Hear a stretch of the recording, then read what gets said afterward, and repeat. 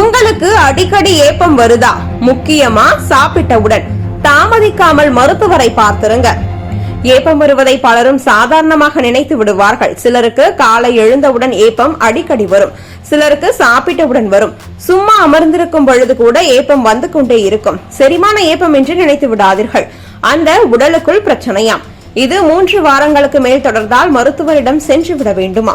உணவு சாப்பிட்ட உடனே ஏப்பம் அதிகரிப்பது பொதுவாக ஜீரண குழாயில் காற்று அதிகரித்திருப்பதன் அடையாளம்.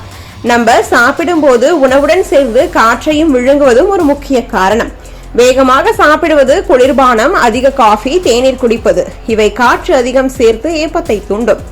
இதை மாற்றாமல் விட்டால் ஜீரண மந்தத்தன்மை நீண்ட நாட்கள் தொடரும் என்கிறார்கள். மேலும் காலியான வயிற்றில் நீண்ட நேரம் இருப்பதும் ஏப்பத்தை அதிகரிக்கும். வயிறு காலியாக இருக்கும் போது வயிற்றுசாறு அதிகரித்து குடல் நகர்வு மந்தமாகி காற்று மேல் நோக்கி வர தொடங்கும். அதனால் தான் காலை நேரங்களில் பலருக்கு ஏப்பம் நிறைய வரும். இது ஜீரண சிக்கலின் தொடக்க கட்டமா. வயிற்றில் அமிலம் அதிகரித்தாலும் ஏப்பம் தொடர்ச்சியாக வரும். தவறான நேரத்தில் சாப்பிடுவது, காரம், கொழுப்பு உள்ள உணவுகள், இரவு தாமதமாக சாப்பிடுவது இவை வயிற்றில் அமிலத்தை அதிகரித்து காற்றை மேலே அனுப்பும். இது அஜீரணத்தின் ஆரம்ப அடையாளம். இதை கவனிக்காமல் விட்டால் வயிற்றெரிச்சல், நெஞ்சு எரிச்சல் போன்ற பிரச்சனைகள் பின்னர் உடன் வரும். சிலருக்கு மன அழுத்தமே பெரிய காரணம். ஆத்திரம், அவசரம், பதட்டம் இந்த உணர்வுகள் ஏற்பட்டாலே உடலின் ஜீரண அமைப்பு சிதைந்து சுவாசம் குறையும்.